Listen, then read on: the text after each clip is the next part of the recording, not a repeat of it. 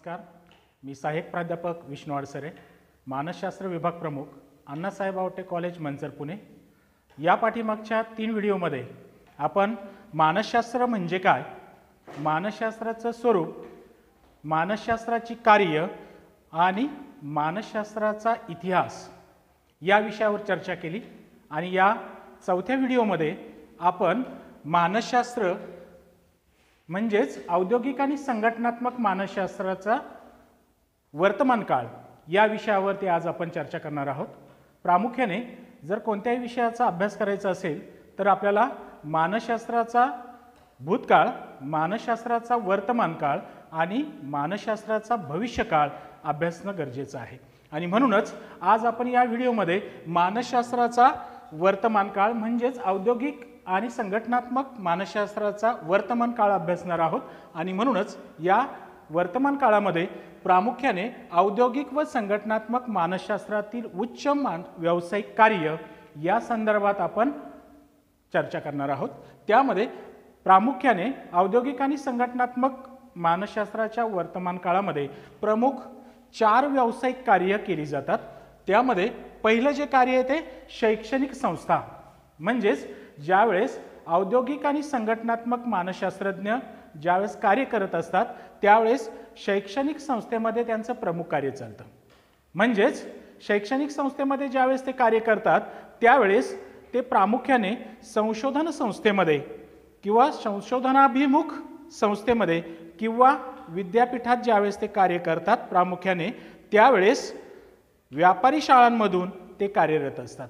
म्हणजेच थोडक्यात ज्यावेळेस ते विद्यापीठात व्यवस्थापनामध्ये सहभागी झालेले असतात किंवा एखादा मानसशास्त्रज्ञ, औद्योगिक मानसशास्त्रज्ञ शैक्षणिक संस्थेमध्ये काम करतो त्यावेळेस तो अध्यापन क्षेत्रामध्ये अध्ययनाभिमुख कार्य करत असतो। आणि म्हणूनच औद्योगिक आणि संघटनात्मक मानसशास्त्रज्ञांचं प्रमुख पहिलं जे कार्य आहे ते शैक्षणिक संस्था, दुसरं जे कार्य आहे ते व्यापार आणि औद्योगिक संघटनेमध्ये मानसशास्त्रज्ञ कार्य करतात। म्हणजे थोडक्यात काय तर औद्योगिक आणि संघटनात्मक क्षेत्रामध्ये जे उत्पादन तयार होतं त्या उत्पादनामध्ये औद्योगिक आणि संघटनात्मक मानसशास्त्रज्ञ कर्मचारी म्हणून नेमलेले असतात। म्हणजेच औद्योगिक आणि संघटनात्मक मानसशास्त्रज्ञ असं त्यांना संबोधलं जात नाही, परंतु त्यांना कर्मचारी व्यवस्थापक किंवा प्रशिक्षण संचालक, संघटनेतील संशोधन पर्यवेक्षक आणि मानव संसाधन संचालक अशा नावाने त्यांना संबोधलं जातं। म्हणजेच काय तर व्यापार आणि औद्योगिक संघटनेमध्ये त्यांची विविध कार्य आपल्याला दिसून येतात। त्यामध्ये कर्मचारी व्यवस्थापन म्हणजे कर्मचाऱ्याचं कशा प्रकारे व्यवस्थापन केलं पाहिजे, कर्मचारी कशा प्रकारचं काम करतो त्याच्या व्यवस्थापनाकडे तो लक्ष देतो, किंवा प्रशिक्षण संचालक म्हणजे कर्मचाऱ्याला कोणतं प्रशिक्षण देण्याची गरज आहे या संदर्भात तो विचार करतो, किंवा संघटनेतील संशोधन पर्यवेक्षक म्हणजेच ज्यावेळेस तो संशोधन करत असतो त्यावेळेस एक परीक्षकाप्रमाणे त्याची भूमिका असते आणि मानव संशोधन संचालक किंवा मानव संसाधन संचालक या संदर्भात तो कार्य करत असतो। हे 3 प्रकारची कार्य प्रामुख्याने तो करतो। त्यामध्ये पहिलं जे कार्य ते संशोधनाचं कार्य आहे। म्हणजेच काय ज्यावेळेस तो औद्योगिक आणि संघटनात्मक क्षेत्रामध्ये कार्य करतो त्यावेळेस तो एक संशोधकाची भूमिका म्हणून कार्य करतो। म्हणजेच हे मानसशास्त्रज्ञ मुख्यतः मालकाच्या फायद्यासाठी ते संशोधन करत असतात। म्हणजेच काय तर त्या मालकाला फायदा व्हावा, त्या मालकाला त्यातून प्रॉफिट व्हावं, उत्पादन वाढावं या संबंधात ते कार्य करत असतात। त्यानंतर दुसरं जे कार्य आहे त्यांचं ते व्यवस्थापन कार्य आहे। व्यवस्थापन कार्यामध्ये आपण पाहतो कर्मचारी संघटना यामध्ये नेहमीच कोणती ना कोणती क्लिष्ट गुंतागुंतीची प्रक्रिया घडत असते, कोणती ना कोणती अनेक समस्या निर्माण होत असतात आणि या समस्या दूर करण्यासाठी प्रामुख्याने औद्योगिक आणि संघटनात्मक मानसशास्त्रज्ञ कार्य करत असतात।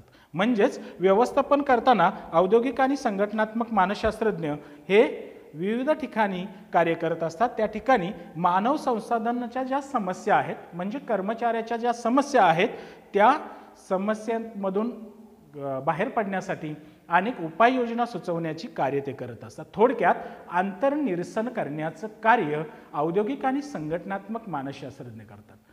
थोडक्यात अंतर्निरसन म्हणजे काय तर यामध्ये प्रामुख्याने आपण पाहतो की मानव संसाधन व्यवस्थापन समस्या कर्मचारी आणि काम यामध्ये काही समस्या निर्माण होते का, व्यवस्थापन केलं जातं, यांत्रिक काही समस्या आहेत का, काम करताना काही समस्या निर्माण होतात का, याविषयी ते कार्य करतात. किंवा वैयक्तिक आणि संघटनात्मक परिणामकारकता वाढवणे. कर्मचारी काम करत असताना तो कशा प्रकारचं काम करतो, निम्न प्रकारचं काम करतो की मध्यम प्रकारचं काम करतो की तो उच्च प्रकारचे कार्य करतो, हे मूल्यमापन करण्याचं काम व्यवस्थापनामध्ये केलं जातं. दुसऱ्या मुद्द्यामध्ये व्यवस्थापन करताना प्रामुख्याने कर्मचाऱ्यांची परिणामकारकता वाढवण्याचं महत्त्वाचं काम केलं जातं. म्हणजेच काय, कर्मचारी जर कमी प्रतीचं काम करत असेल तर त्याला प्रशिक्षण देऊन त्याची कार्यनिष्पादन क्षमता वाढवण्याचं कार्य औद्योगिक आणि संघटनात्मक मानसशास्त्रज्ञ करत असतात. त्यानंतर तिसरा जो कार्य आहे ते सरकारी संस्थेमध्ये त्याचं कार्य चाललेलं असतं. म्हणजेच काय, आपण पाहतो अनेक प्रकारच्या संस्था असतात, खाजगी संस्था असतात, सरकारी संस्था असतात आणि यामध्ये दोन प्रकारचे सल्लागार आपल्याला नेमलेले दिसून येतात. एक म्हणजेच संस्थांतर्गत सल्लागार आणि दुसरा जो आहे तो संस्था बाह्य सल्लागार. जो संस्था अंतर्गत सल्लागार असतो तो काय करत असतो, नियमित कामावर येत असतो किंवा तो करारावर नेमलेला नसतो. म्हणजेच काय, तर थोडक्यात तो कायमस्वरूपी संस्थेमध्ये कार्य करत असतो आणि म्हणूनच असा कर्मचारी एखादा प्रकल्प दीर्घकालासाठी आपल्या हातामध्ये घेऊ शकतो. म्हणजेच तो एखादा प्रकल्प घेतो आणि त्या प्रकल्पामध्ये तो विकसित करतो आणि त्यामध्ये तो इतर कर्मचाऱ्यावर औद्योगिक संघटनेमध्ये राबवू शकतो. त्याला आपण अंतर्गत सल्लागार असं म्हणतो. त्यानंतर दुसरा आहे तो संस्था बाह्य सल्लागार. म्हणजेच असे जे सल्लागार नेमलेले जातात संस्था बाह्य, ते सल्लागार संस्थेच्या बाहेर राहून कर्मचाऱ्यांना मार्गदर्शन करण्याचं काम करतात. प्रामुख्याने असे जे सल्लागार आहेत ते सल्लागार फक्त ठराविक वेळी येऊन त्या संस्थेला माहिती पुरवण्याचं काम करतात, समुपदेशन करण्याचं काम करतात. आणि म्हणूनच संशोधनानुसार असं लक्षात आलंय की सल्लागार, बाह्य सल्लागार व्यवसाय करण्याच्या एकूण सल्लागारापैकी 3/5 सल्लागार हे सल्लागार संस्थेमध्ये काम करतात. म्हणजेच काय, ते प्रत्यक्ष येऊन काम करत नाही तर ते बाहेरून येऊन आपल्या संस्थेला ते सल्ला देण्याचं काम करत असतात. आणि बाहेरचे सल्लागार हे त्यांच्या ज्ञानाचा आणि कौशल्याचा उपयोग करून संघटनेतील ज्या मानवी समस्या आहेत त्या समस्या सोडवण्याचा प्रयत्न करतात. म्हणजेच जरी हे संस्थाबाह्य सल्लागार असतील तरी सुद्धा ते संस्थांतर्गत सल्लागाराप्रमाणेच काम करतात. म्हणजेच थोडक्यात औद्योगिक आणि संघटनात्मक मानसशास्त्रज्ञांप्रमाणेच ते कार्य करत असतात. त्यानंतर आपण 1.3.2 हा मुद्दा समजून घेणार आहोत. यामध्ये औद्योगिक आणि संघटनात्मक मानसशास्त्राचं व्यावसायीकरण. आज आपण औद्योगिक आणि संघटनात्मक मानसशास्त्रामध्ये अनेक प्रकारचे व्यवसाय आपल्याला निर्माण झालेले दिसून येतात, अनेक प्रकारच्या शाखा ह्या आपल्याला निर्माण झालेले दिसून येतात. तसेच औद्योगिक आणि संघटनात्मक मानसशास्त्राचं सुद्धा एक व्यावसायीकरण झालेलं आपल्याला दिसून येतं.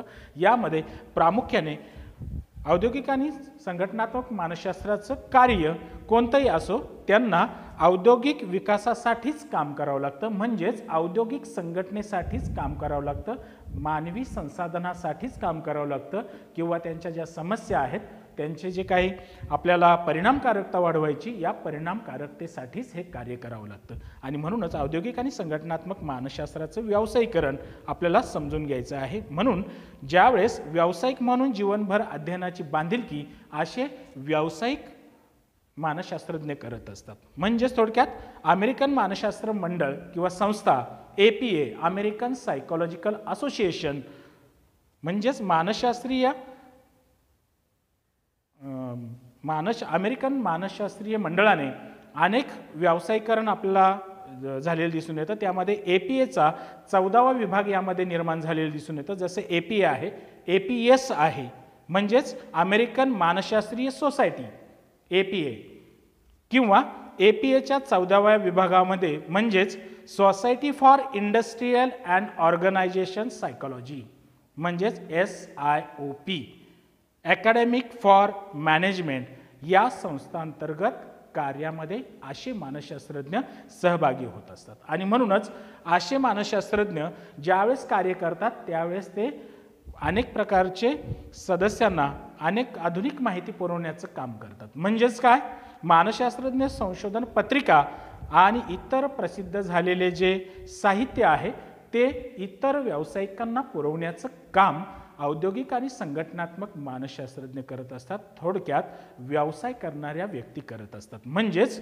ज्या संस्था संशोधनाची आणि महत्त्वाची जी संशोधनाची चर्चा आहे, समस्यांची चर्चा घडवून आणतात, त्या परिषदांचं ते आयोजन करण्याचा प्रयत्न करतात आणि म्हणूनच यांना एक व्यावसायीकरण निर्माण झालेला असतो, एक नवीन व्यवसाय प्राप्त झालेला असतो आणि म्हणूनच यामध्ये प्रामुख्याने नैतिक आचरण करणारे मानसशास्त्रज्ञ हे मानवी मोठेपणाचा आदर करणारे किंवा किंमत देणारे मानसशास्त्रज्ञ असतात, व्यवसाय करतात. म्हणजेच काय, थोडक्यात जे औद्योगिक आणि संघटनात्मक मानसशास्त्रज्ञ जे कार्य करतात त्यामध्ये नैतिक आचरण करणारे मानसशास्त्रज्ञ किंवा मानवी हिताला महत्त्व देणारे मानसशास्त्रज्ञ म्हणून त्यांना संबोधलं जातं. आणि म्हणूनच APNA म्हणजे अमेरिकन सायकोलॉजिकल असोसिएशनने 1992 मध्ये मानसशास्त्राच्या वर्तनाचे नियंत्रण करण्यासाठी नैतिक तत्वांची आणि मूल्यांची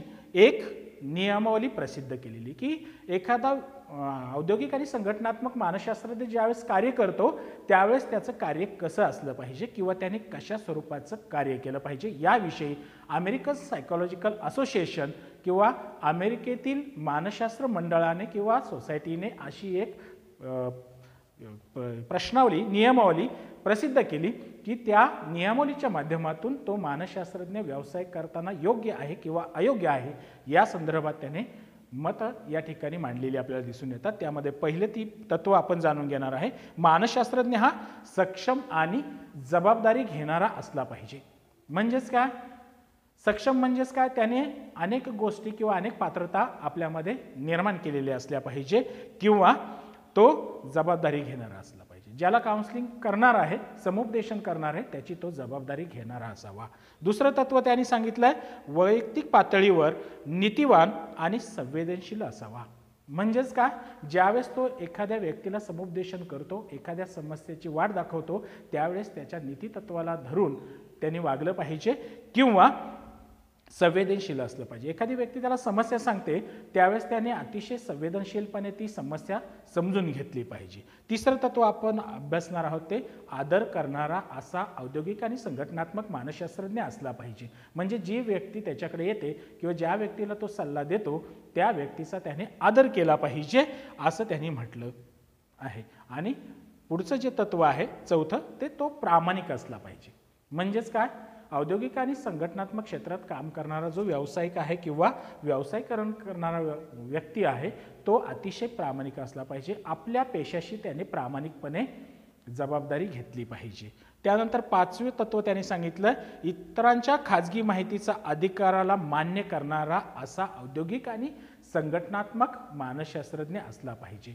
म्हणजे ज्यावेळेस एखाद्या व्यक्तीला तो समुपदेशन करतो, मार्गदर्शन करतो, खाजगी गोष्टीवर त्याला समुपदेशन करतो, अशा वेळेस तो काय केलं पाहिजे, त्याने इतरांच्या माहितीचा अधिकार किंवा खाजगी माहितीचा अधिकार मान्य करणारा मानसशास्त्रज्ञ असला पाहिजे असं अमेरिकन सायकोलॉजिकल असोसिएशनने तत्व सांगितलंय. त्यानंतर सहावं तत्व आपण अभ्यासणार आहे, मानसशास्त्राची सामाजिक जाणीव वाढवण्यामध्ये रुची घेणारा मानसशास्त्रज्ञ असला पाहिजे. म्हणजे सामाजिक जीवनाबाबत, सामाजिक घटकाबाबत तो अतिशय रुची घेणारा असला पाहिजे, त्याला आवड असली पाहिजे, तरच तो इतरांना चांगल्या प्रकारचं समुपदेशन करू शकतो. त्यानंतर सातवं जे तत्व सांगितलंय त्यांनी आशिलाच्या कल्पनांचा विचार करणार असा. म्हणजे जो क्लायंट असतो, जो समुपदेशन करून घेण्यासाठी आलेला असतो, त्याचा विचार करणारा असला पाहिजे, त्याच्या कल्पनांना वाव देणारा असला पाहिजे, त्याच्या कल्पना त्यांनी जाणून घेतल्या पाहिजे. समजा औद्योगिक आणि संघटनात्मक क्षेत्रामध्ये एखादा कर्मचारी त्याच्या काही कल्पना सांगणार असेल तर त्या कल्पना त्याने स्वीकारल्या पाहिजे आणि त्या कल्पना ऐकून घेऊन त्या कल्पनांचा दैनंदिन जीवनामध्ये वापर करायला त्याला वाव दिला पाहिजे. त्याला आपण म्हणतो आशिलांच्या कल्पनांचा विचार करणारा मानसशास्त्रज्ञ असला पाहिजे. आणि शेवटचं तत्व त्याने सांगितलंय, आपल्या विषयामध्ये त्याने संशोधन करणारा असला पाहिजे. दैनंदिन जीवनामध्ये बहुतांश औद्योगिक आणि संघटनात्मक मानसशास्त्रज्ञ हे नेहमी संशोधन करतात आणि या संशोधनाच्या माध्यमातून ते नवीन नवीन उपाययोजना करण्याचा प्रयत्न करतात आणि औद्योगिक आणि संघटनेची भरभराट करण्यासाठी असे शास्त्रज्ञ नेहमी प्रयत्न करतात. आणि त्यानंतर याच मुद्द्यामधला शेवटचा घटक आपण अभ्यासणार आहे, तो म्हणजे परवाना देणे. यामध्ये कोणताही मानसशास्त्रज्ञ जो फी भरून समाजासाठी सेवा देतो अशा मानसशास्त्रज्ञासाठी काही परवाने मिळवावे लागतात. म्हणजेच काय तर इतर व्यक्तींना ज्यावेळेस अशी व्यक्ती सल्ला देते त्यावेळेस त्यांनी काही पात्रता पूर्ण केलेल्या असाव्यात. म्हणजेच त्या राज्याप्रमाणे त्या राज्याच्या कायद्याप्रमाणे परवाना घेणं त्या अशा समुपदेशकाला किंवा अशा औद्योगिक आणि संघटनात्मक मानसशास्त्रज्ञाला हे गरजेचं आहे किंवा अनिवार्य आहे. म्हणजेच काय ज्यावेळेस तो व्यावसायिक म्हणून इतर क्षेत्रामध्ये कार्य करतो, जसं वैयक्तिक ठिकाणी कार्य करतो, सामूहिक ठिकाणी कार्य करतो, अशा वेळेस या मानसशास्त्रज्ञाला वेगवेगळ्या स्वरूपाचे परवाने घेणे आवश्यक असतं. आणि म्हणूनच अमेरिकेतील सर्व 50 राज्यामध्ये प्रामुख्याने हा कायदा केलेला आपल्याला दिसून येतो.